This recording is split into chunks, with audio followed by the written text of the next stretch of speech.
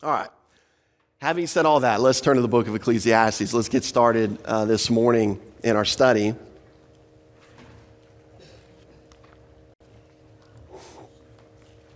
And this morning we're gonna finish chapter 4. And where we find ourselves, again, just as a reminder, as a kind of a lead up, we are in a section that I've titled, Yeah, but what about blank? And what we've had is really Solomon has been giving us blanks to fill in there, apparent anomalies or contradictions to what he was trying to introduce at the end of chapter 2, chapter 3, about God being in control, having care, having concern, having the right times and seasons for allowing things to happen, and how we can trust him. Because he's going to make all things beautiful in his time. And now Solomon comes back and he gets real and he says, yeah, but okay, you say that, but what about this? What about that? And so we've looked at 4 of those. We previewed them the last couple of weeks, but the 4 we've looked at are the first 4 that are coming up there. And this morning, we're going to actually consider these last 2. These 2, yeah, but what about when people are isolated? And we'll look at this isolation aspect of life, because sometimes isolation is voluntary. In other words, people take themselves out of the flow of life to distance themselves from other human beings. Sometimes isolation happens non-voluntary. You lose everybody. You lose everything that you have. And you're in a non-voluntary state. And then we're going to look at how popularity is temporary. And you know, quite frankly, most of us could pull out our high school yearbooks and go, oh yeah, like I know that's true. Like here was Mr. Most Likely to Succeed. And I think the last time I heard from him, he was, in the California penal, system somewhere. And so we know a lot of times popularity is temporary. We know this kind of thing. And we asked the question last week at the end of all these, and I think this is a very good, just kind of modern slang way of saying, yeah, God, you're in control. But I see this happening, and what's up with that? Why would you allow that? How could this happen if you are truly in control, if you are truly have times and seasons? How could you allow that? And that's kind of the follow-up question to all of these sections. And so as we dig in this morning, let's turn, if you're not already there, Ecclesiastes chapter 4, starting in verse 7. And we're going to take those first 2 verses there, 7 and 8 together, as we look at this concept of isolation. It says this, "Then I returned, and I saw vanity under the sun. There is one alone, without companion. He has neither son nor brother, yet there is no end to all his labors, nor is his eye satisfied with riches. But he never asks, for whom do I toil and deprive myself of good? This also is vanity and a grave misfortune." And we see that phrase there at the beginning of verse 7, "Then I return." And that's kind of a marker of transition for Solomon. He's coming back to this next apparent anomaly. He's just left this idea of envy, of this guy who's working hard, has a specialized skill set. He's envied by his neighbor. And then the guy that reacts the other way. I'm just going to be lazy, like we said last week, live in my parents' basement, watch old reruns of MASH, eat ice cream and bonbons and frozen pizza, all my life. And that kind of the 2 extremes of someone excelling and someone being a lazy bum. So he returns to this next anomaly. And what he sees here is this. There's one alone. There's somebody without companion. He has neither son nor brother. And so Solomon is going to point out another anomaly here, another apparent contradiction, which is isolation. And we know that being alone in this world can be miserable, can be a very miserable, lonely, and obviously not desirable thing. And some of these things can happen intentionally. As I mentioned in the introduction, people, sometimes they've just had enough of the pettiness of the business world. They've just had enough. They've had enough of the pettiness. Have you ever met somebody that says, you know what, I'm done with the church. I'm not going to church anymore. And typically, what is that about? It's typically not, well, I don't like where that pastor stands on supralapsarianism, so I'm just not going to go anymore. Like, that's really offensive to me. No, it always has to do with people. It always has to do with what they perceive as they've been wronged or there's some pettiness going on. And so they isolate themselves. People, we do this all the time. And sometimes we do this naturally. So there's an intentional isolation, and there's not intentional, as I mentioned earlier, someone who's lost everything. And what we're going to see is from Solomon's perspective, either way you look at this area of isolation, it doesn't seem right. It doesn't seem like, if that's the case, it doesn't seem like God really cares or that God's really in control. Because what we're going to see here is he's going to say, you know what? Two are better than one. Isolation's not good for anybody. So what's up with that, God? Why does this happen? Why do you, maybe on the voluntary side, why do you let people get to the point where they pull away and isolate themselves? Or on the involuntary side, how could you allow them to lose everything, Lord, and force them into an isolation? So you can kind of see the blank here. Yeah, but what about it? Either way, it doesn't seem right. And when he uses this phrase to not have son or brother, what it implies is this. This man has no one to leave his stuff to. And we've talked about heritage, even in Ecclesiastes so far. And Solomon bemoans the fact that even I can make a bunch of money, I can live wisely, but then I may leave it to my son who's an absolute complete fool and could blow it. And so what's the purpose of it all? So we've talked about this, but he's talking about a different thing here now where a man has actually established something, has something to pass along, but he's got no one to give it to. And Solomon views that as a tragedy. And some may even wonder, how could this fit into God's plans, right? God's perfect. He cares. He's going to make all things beautiful. How does this work out? And you can kind of see the questioning here.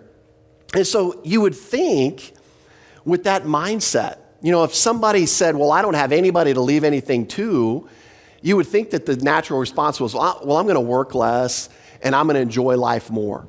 Right? I'm not going to take extra shifts at work. I'm going to go to the beach when I get a chance because I'm going to spend what I got because I got nothing to leave to anybody. But what's so ironic about this area of isolation? That's the exact opposite of the way most people respond. We're going to see that in our text because what the text tells us is that the eye actually turns greedy. And what they begin to do is start to find value in work and labor and collection of things. They desire to get rich. Even though they've got nobody to leave it to, that's what they do. That's the pursuit that they take. He says it this way, yet there is no end to all his labors, nor is his eye satisfied with riches. And so this isolated or lonely person sometimes tries to find their fulfillment in riches, achievement, commercial success. And so even though this person has no one to leave their riches to, they just enjoy and they don't even enjoy the fruit of their riches. They just don't even take a second to breathe in and enjoy what they've produced. Because why? They just keep driving, they just keep grinding, they just keep pushing forward.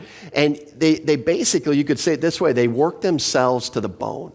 They just work themselves to the bone because they've got nothing else. And so they devote, and you've seen people like this, workaholics, no family, no friends. A lot of times if you're in a job situation that you have to work on the holidays, who does the boss typically try to get to work on Christmas? It's the people with no family. It's the people with, nobody that they're connected to. And they let the people that have families hopefully go home and spend time with their families. But the sad thing about it is, although they work themselves to the bone, they've got no one to share it with. And Solomon recognizes this as an anomaly. This just doesn't seem right. This just doesn't seem fair. And I think this is where he's coming. Now, one other thing, and I kind of mentioned this could also describe the person on the other end that's got a family, but they act like they don't. And we've seen those kind of people too. They voluntarily isolate themselves even though they've got everything at their disposal. Family, wife, husband, children, grandkids, and they just cannot pull back off the accelerator when it comes to work. And they drive and they drive and they drive. And so they're so driven by work and monetary success that they isolate themselves. And, ironically, when people do that, they never ask themselves a question. And this would be a great question for them to stop and ask themselves. And we get it here in verse 8. Why am I doing this? Why am I doing what I'm doing? Why am I driving myself into the ground pursuing riches and money. I'm not enjoying it, and I've got no one to leave it to. Why am I doing what I'm doing? He says it this way, but he never asks, for whom do I toil and deprive myself of good? This also is vanity and a grave misfortune.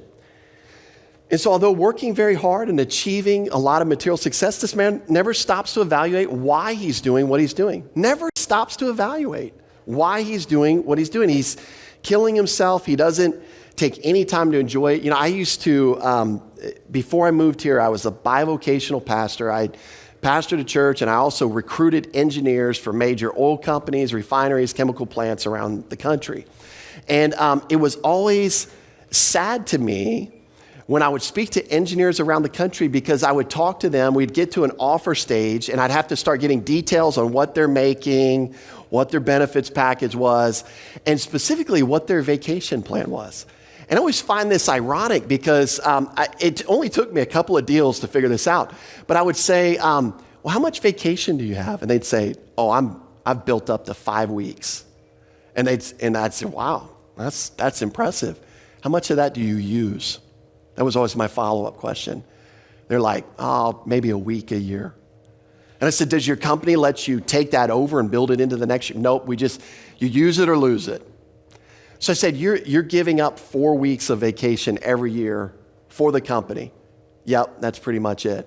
And it was really ironic because then we would get into negotiations and my client would offer them a week less vacation and they would make a big deal about it. I said, you don't even use it anyways.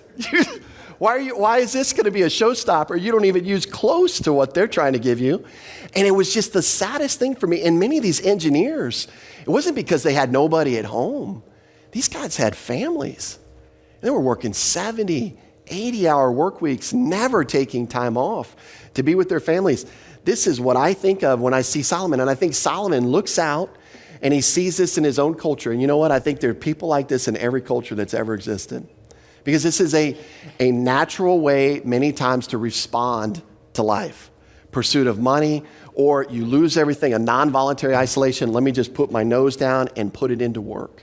And this is kind of a natural response. And Solomon labels it 2 different ways. He says this is vanity. And we've talked about this word. This is a repeated word in the book of Ecclesiastes. It means that this type of view in life is transitory. There's no lasting meaning. There's no leftovers. There's no profit. It's like grasping the wind. At the end of your grasp, you're not going to have anything in your hand. It's empty. You know, there's lots of different ways that we can say this. But then he also describes it a second way. Look at verse 8. Not only is it vanity, but what else is it? It's a grave misfortune. Interesting word he uses there. It's one word in the Hebrew, but it's translated by this phrase, grave misfortune. It's a compound word. The first part is a Hebrew word ra, meaning evil, wicked, or no good. And then the second part of the word is inyan, meaning labor or work that requires expenditure or considerable energy. He's saying basically, you could say it this way, this is a bad expenditure, an evil expenditure of your energy and effort because it lasts and yields no lasting results. It's just not a good use of your energy is basically what he's saying. In fact, it has evil undertones because it undermines relational aspects that are valuable to each one of us in our world, under the sun. And so we're going to look at that as we get into verse 9. In fact, in contrast to this, he's talking about this profitless labor, this isolation.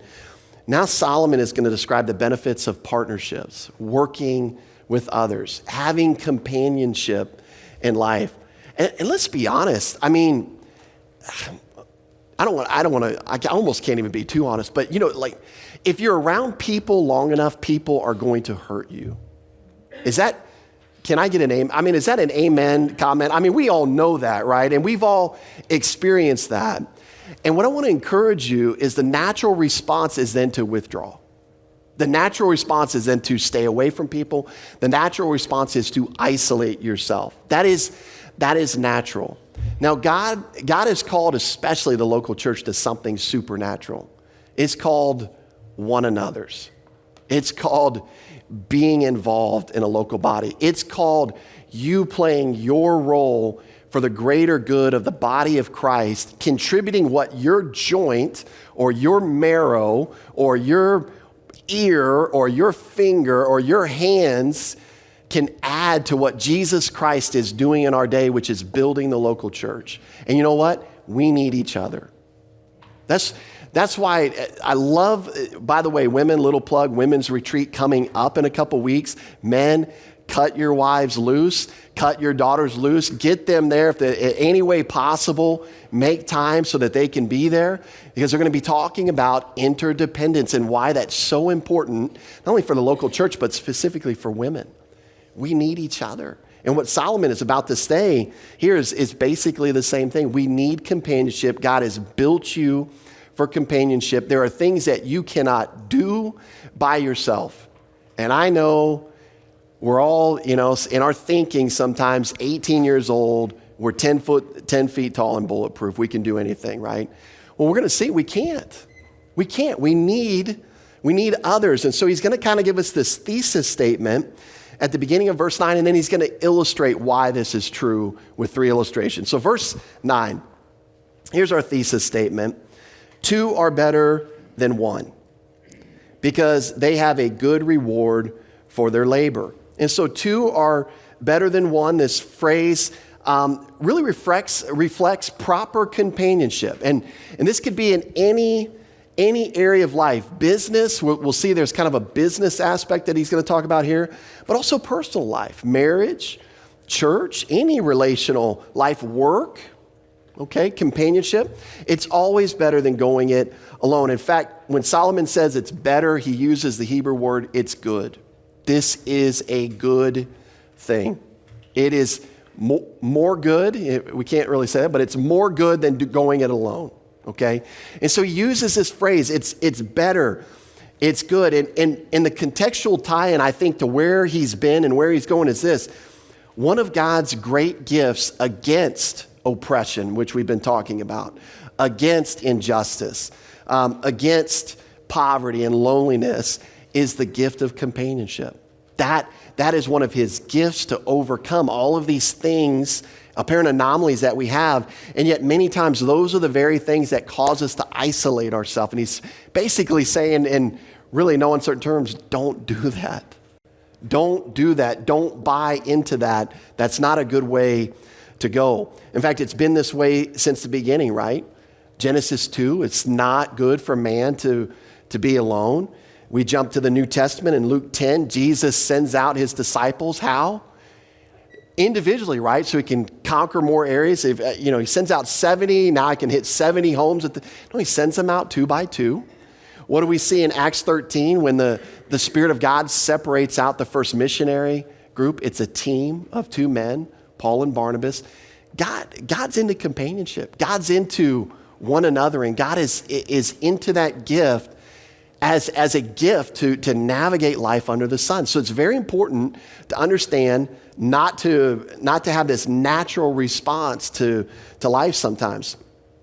Why is this the case? Well, the text tells us there's a good reward for their labor. And this good reward, again, is illustrated by 3 examples. But when we talk about a good reward, it's literally a good wage. It's a good recompense for their labor. And this is where I think that partnership in business can come in. And then we've got kind of a more generic thing here. But in terms of financial success, a good team can earn more money than a single person. And if you've never been in a situation like that where you've got a good teammate, where you're working off of each other, one of the big terms in business right now is, right now, I don't know, maybe a few years ago, maybe it still is synergy, right? Not sinner plus G, but synergy, like energy, where when you come together and work together, you can do more than if you just work for yourself. And so this kind of communicates that, but also in generic terms, the good reward of companionship could just be enjoyment of working together, just being helpful to one another, bearing one another's load. These are all very, very important. Sometimes in a team situation, especially in a business setting, one can work while somebody takes time off. Hey, Go use your vacation for your family. I'll cover for you, right? There's opportunities like that. You can also enjoy other aspects of life, taking off early, these kind of things. Maybe a second set of eyes on an important contract or document save you from making a big mistake. I remember one time I was working in the sign industry. I was selling signs, and I had this big contract. It was awesome. In fact, we ended up getting the deal. It's this big movie theater in downtown San Antonio. It was the greatest job we ever did because it was in a historical area. We had to take the sign down. We had to refurbish it. We had to get like traffic cops set up to go back and reinstate. It was a lot of fun. There's a lot of areas to make mistakes and lose money. And I remember I almost sent the contract out for signature, and my partner, who was the general manager at the time, she caught a mistake. I had left about it was a big project, $20,000 off of the contract price. And so we would have lost all of our profit on the deal due to that one mistake. And yet, here was this idea of companionship coming in. There's a good reward. There's a good wage. By being together, you help one another. There's a benefit to it. And so Solomon is reflecting on this. And so the first benefit, or the first illustration that he's going to give here, is a pretty practical one. Verse 10, for if they fall, one will lift up his companion. But woe to him who is alone when he falls, for he has no one to help him up. And so he uses this word for. Again, it's this first specific reason. He's explaining why this is a benefit, why two are better than one. And he uses this word fall. Now, fall is interesting. I'll just get into the language just a little bit, just to kind of paint this scenario. But fall is used as in an imperfect aspect in the Hebrew. And all that denotes is habitual actions that are in progress, or even completed actions that have unfolding, ongoing results. And so what does that mean? Well, let's just restate it using that understanding. If one continues to fall, or if one repeatedly falls. And I only point this out to say that this represents a normal occurrence in life. It's not if you're going to fall, it's when you're going to fall. And that's true of every one of us in multiple areas. But when it happens, you can see why it would be best to be in a partnership where somebody is there to lift you up. This is true in marriage, or at least it should be, where you as a spouse has a difficult day, maybe at work, maybe at home, maybe at church, maybe here, maybe there, and your spouse is just devastated, and they've technically fallen. They're just very discouraged. And you can be somebody there that is there to design by God to be in their life at that point, to lift them up, to support them in this difficult time. And I'm sure we all have stories of that if we've been married long enough, where our spouse has been that person for us. And I remember going through a very challenging time in my business career, and I think I've shared this before, where there was a hostile takeover of a company I was involved in, and I was going to get cheated out of a lot of money. And I just remember coming home and Carrie saying, you know what? It's okay. God's going to provide for us, and I love you no matter what. You know what? Put a brick wall in front of me. I can run through it. If that's how she feels about me, I'm going to hold my head up. I'm going to stick my chest out a little bit. I'm feeling a little bit better about life, because we can handle anything together. And this is kind of the idea of companionship. And I love, probably another great example of this. I mean, imagine going out for a hike by yourself and you break your ankle. You may end up at safety eventually, but how much better would that be to be with somebody that could help you and get you to safety? We all don't have Lassie to whistle to come get us, so you need a companion. And I guess she would fit that mold for Timmy back in the day.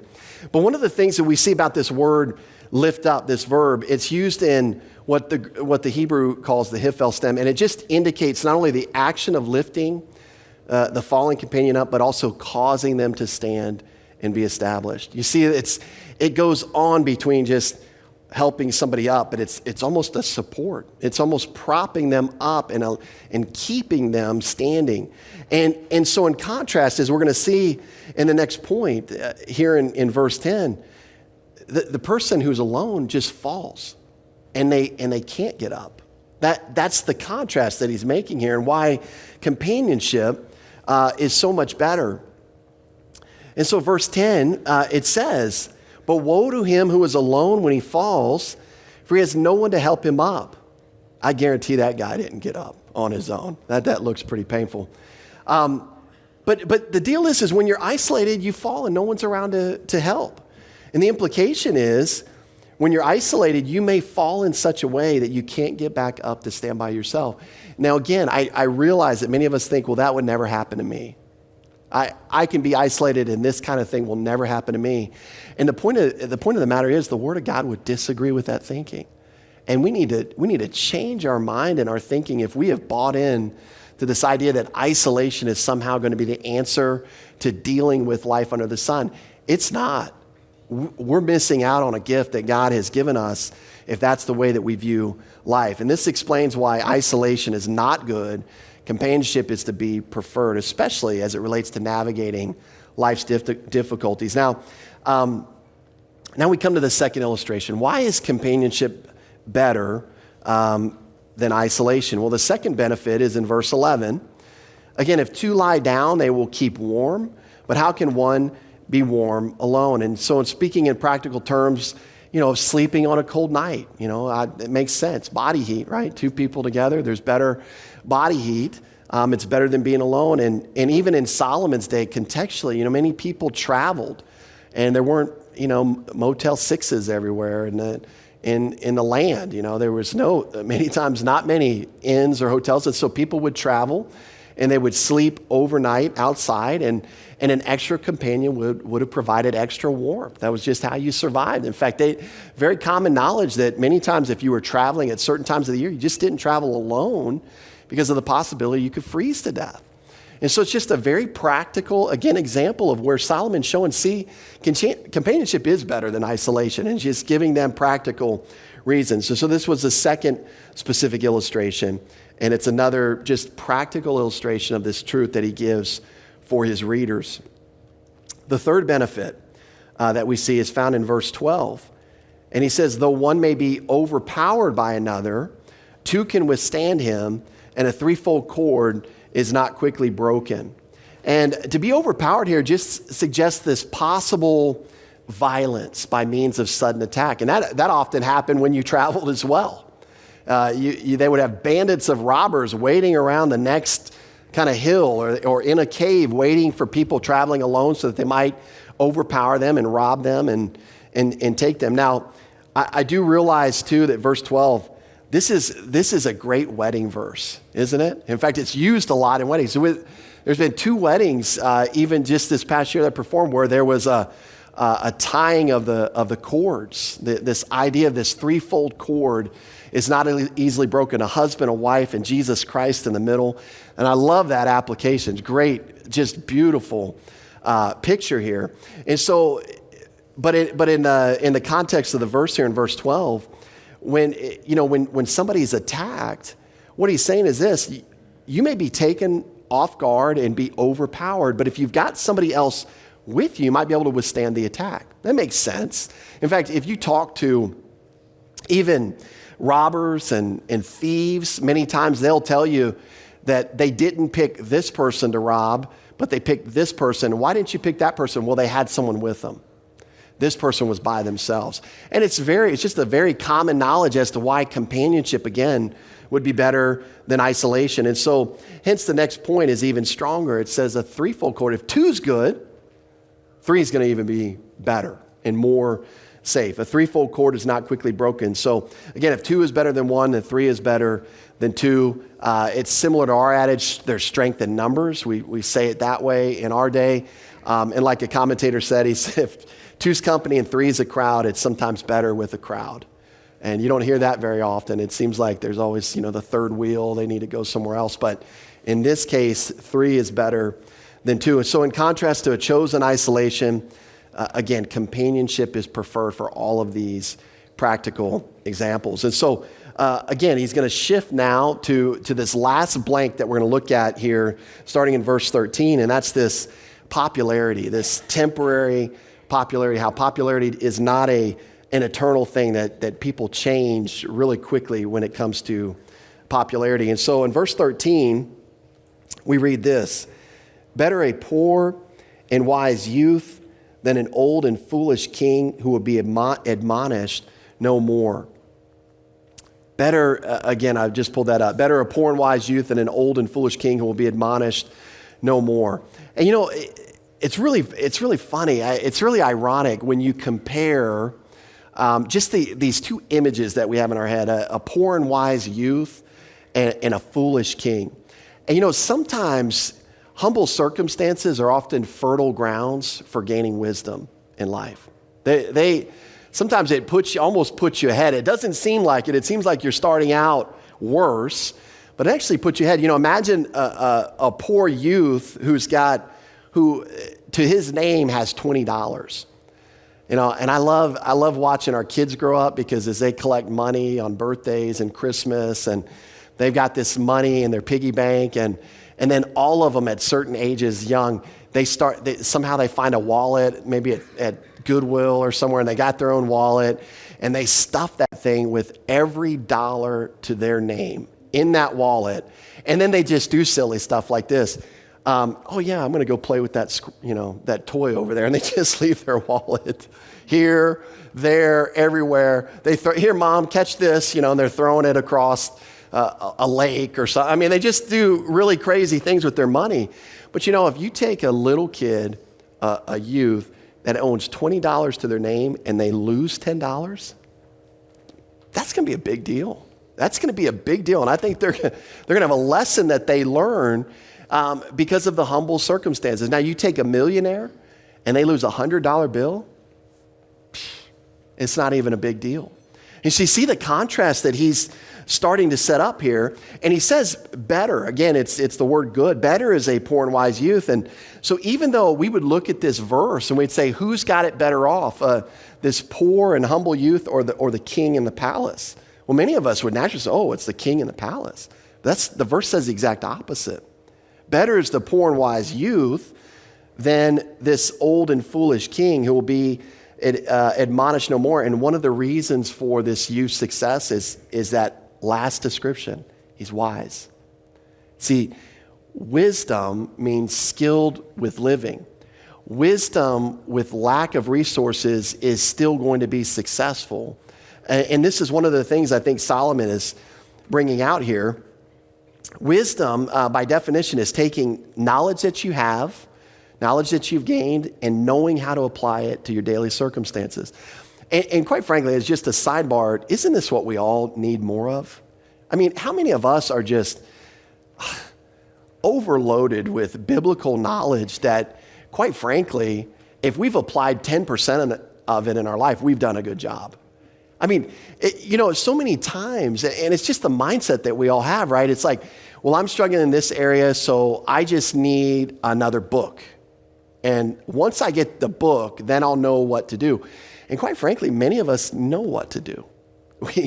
We just struggle in this area of taking what we know and knowing how to apply it specifically. And we need to be in fellowship with the Lord to understand exactly how that works out, and just begin to beg the Lord, give us wisdom, show us wisdom. How does my knowledge of the Word of God fit in this situation? And for many of us, we never even have that conversation with the Lord, ever.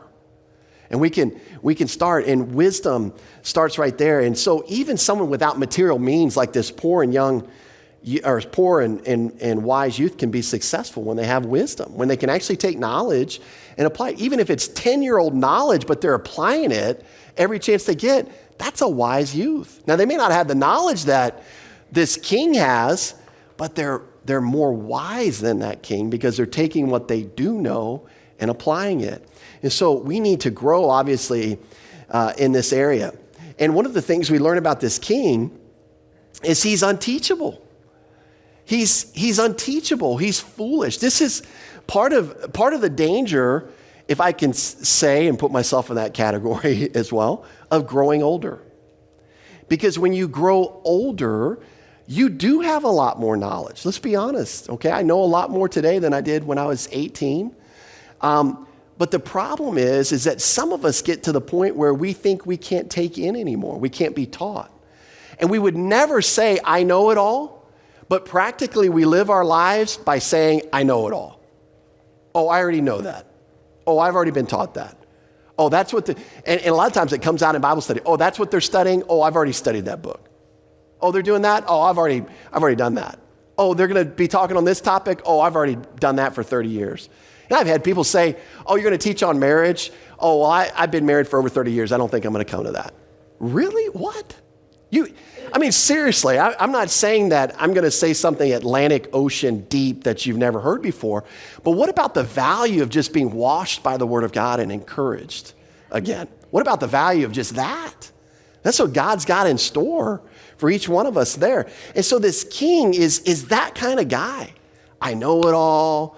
I've got counselors and advisors, but really they're there to fill up my water and to fill up my food plate. I don't listen to them anymore. And that's what he's contrasting here. Notice the two things mentioned. The first is he's foolish. Foolish means stupidity, insolence, or the state of being in complete lack of understanding, even implying rebellion. And Proverbs 12 puts it this way: if you don't receive correction, you're stupid.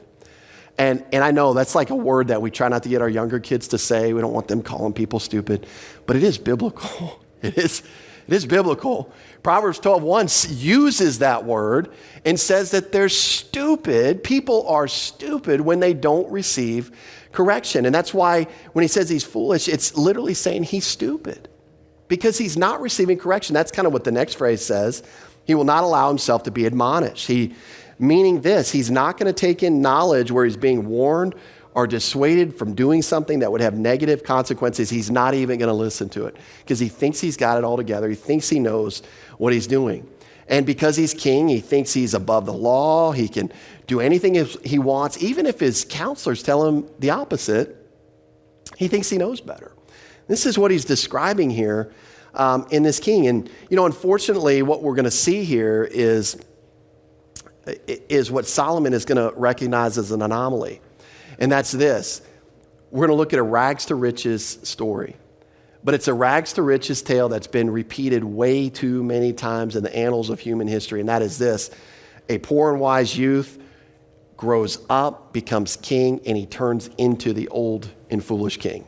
He was doing well as he was rising meteorically to the top. And then he took on this persona that made him a fool. And this is what Solomon is going to acknowledge here. And so in verse 14, he says this. He's describing this poor and wise youth, for he comes out of prison to be king, although he was born poor in his kingdom. And so we see this extreme example. This young boy, not only was he poor, but he kind of came out of prison. Like we're talking about the lowest low. He probably was there through thievery if he was poor. But he comes from the very bottom of society, and he gets to the height of society becoming king. What a turnaround. In fact, those are the stories that movies are made about, right? Because we want to cheer the underdog. And that's exactly what we're seeing here. He comes out of prison to be king. He rises from obscurity to become the most important person in the entire empire. Now, it's a great story. And this type of life should be celebrated and remembered. But what we're going to see in the very next phrase is this. Verse 15 says, I saw all the living who walk under the sun. They were with the second youth who stands in his place. And what we're going to see is this. On the meteoric rise to the top, the elevator's really crowded. A lot of people want to be around you. But what happens when you start sliding down the rungs of society? You're alone. This is kind of what we're going to see here in the last 15 verses. And so, or the last, not 15 verses, verses 15 and 16. It's a crowded ride up. Look at the way he says it. I saw all the living who walk under the sun. They were with the second youth who stands in his place. And there was no end of all the people over whom he was made king. Mr. Popular, meteoric rise to the top. Notice the next phrase, yet Those who come afterward will not rejoice in him. Surely this also is vanity and grasping for the wind. And so while this rags to riches story is happening, during this rise to the top, everyone was with him. He was, you might say, the toast of the town, the toast of every party. People repeating his story, just wanting to be near this guy, have him rub off on them because of this exciting story. It says this, there's no end of all the people over whom he was made king. And just all that does is reflect what Solomon's saying, this immense popularity. He was it. He was the guy. And this rise was truly impressive. But then in verse 16, we have this very key word. In fact, Solomon's used it a couple of times in the section that we've looked at today. And it's the word yet. You see that in verse 16? There was no end of all the people over whom he was made king. And then it says yet. And so, he's going to give us the contrast. And as I said, the rise up is crowded. The fall downward is lonely. And that's what we see here in this verse. However, it says, yet those who come afterward will not rejoice in him. And so the people who come after him will not go on rejoicing. There's a continuance there, as those who are alive and with him when he rose to the top. The contrast being made here is that while the young king was living, everyone was with him, and after he dies, no one will be with him. No one will remember him. And we kind of see similarities in our own political system, because how many times does a president leave office and they're kind of well thought of, but then as history plays itself out, you look back and you're like, they really weren't a good president. Their policies did this, and it ended up hurting this way. And then sometimes guys get out of office and it's like, they walk on water after they get out of office. And sometimes they're viewed with such esteem that they didn't even have while they were in office. This is not that. This is the opposite. Viewed in high esteem while there, but afterwards kind of forgotten about, not esteemed anymore. And the point is this, popularity can be fleeting. And it illustrates perfectly the phrase that we'll say a lot of times, what have you done for me lately? Which we'll see that a lot, or understand it a lot. And people in general are very fickle.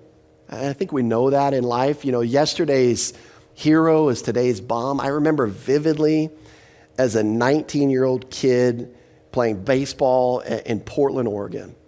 And I'll try to make this short. It's a painful story, but I've gotten over it over the years. But we played a night game. My team was winning. We were up 2-1. I played shortstop, 9th inning. We have our top closer, the top closer in the minors that year. I think he ended up saving over 30 games. Great pitcher. Hurt his arm, or he probably would have made it to the big leagues. But long story short, he gets in and pitches. First ball of the inning is hit to me. It's a real easy ground ball. And I pick it up and I airmail it into the stands for an error. That runner now gets on second base, okay? And so next person up strikes him out. I'm like, okay, I'll get, hopefully I'll get basically out of this without costing my team the game. Very next play, ball gets hit up the middle. I catch it, and I airmail into the stands again. So now this runner scores. Now it's a tie ball game, and the runner I just overthrew goes to second base. And guess what happens? Here's the horrible thing about baseball is when you're not feeling good about yourself, the ball will find you again. And the ball found me a third time in the 9th inning, now with a tie game, and you already know the end of the story. I go to release the ball, and where did it go? Into the stands. So now they're winning by 1. The story gets worse. We get 3 outs, and now I'm leading off the inning. No, I take that back. I'm the third batter up in the inning. My first 2 guys get out, and guess how I end the game? Striking it. Yeah, you know the story. I mean, it's like, I can't even make it up. It's so depressing. So I strike out. We're at home, right? Your home fans are supposed to be supportive. 19-year-old kid.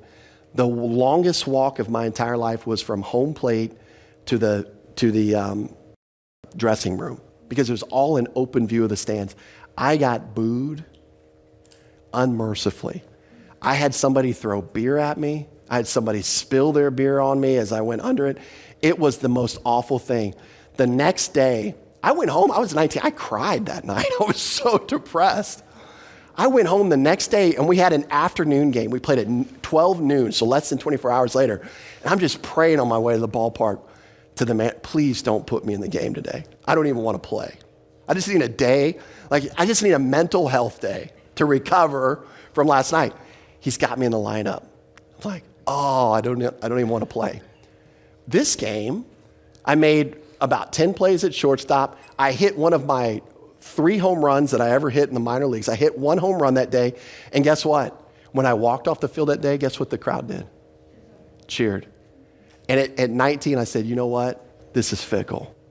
This whole thing is fickle. And I realized there was a change of people between last night and today. But wow, last night's bomb, today's hero. And I got to experience it myself. And this is exactly what Solomon is saying. And it doesn't seem right? It seems like there should be more consistency in a world that God is in control of and wants to make all things beautiful.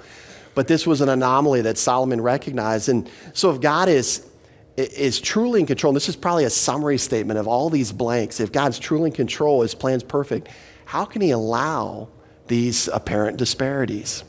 That's a great question. We'll just kind of leave you hanging there, and we'll continue with chapter 5 next week, which, by the way, there's no Sunday school, and it starts at 10. All right, let's pray. Lord, thanks for this morning. Lord, we just,